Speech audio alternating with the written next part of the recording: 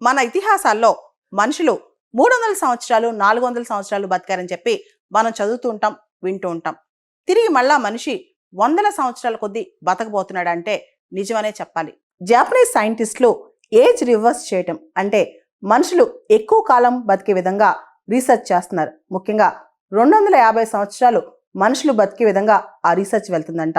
Osaka university సైంటిస్టులు ఎవరైతే జపాన్లోని ఒసాకా యూనివర్సిటీ ఉందో వాళ్ళు ఒక ప్రోటీన్ డిస్కవర్ చేశారంట.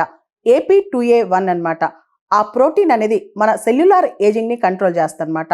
మన ఓల్డ్ సెల్స్ ఏవైతే ఉంటాయో, ఏవైతే మన సెల్స్ చచ్చిపోయి ఉంటాయో అవి కూడా మళ్ళీ యంగ్ గా బిహేవ్ చేస్తూ ఉంటాయి అన్నమాట. అంటే కొత్తగా పునరుజ్జీవం పొందుతూ ఉంటాయి అన్నమాట.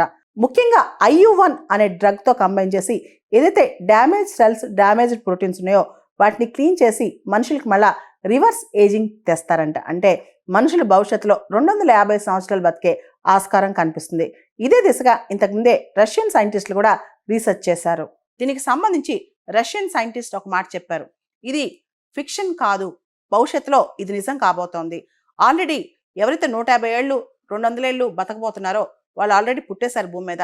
20-30 సంవత్సరాల మధ్య ఉన్న వాళ్ళకి ఇది సాధ్యమే అంటున్నారు రష్యాకు చెందిన సైంటిస్ట్ విటలీ కోహలోవ్. ఈయన చెప్పిన దాని ప్రకారం భూమి మీద 150 నుంచి 200 సంవత్సరాల వరకు బతుకుండే వాళ్ళు ఆల్రెడీ పుట్టేశారంట. వాళ్ళు ఇప్పుడు 20లో 30లో ఉన్నారంట.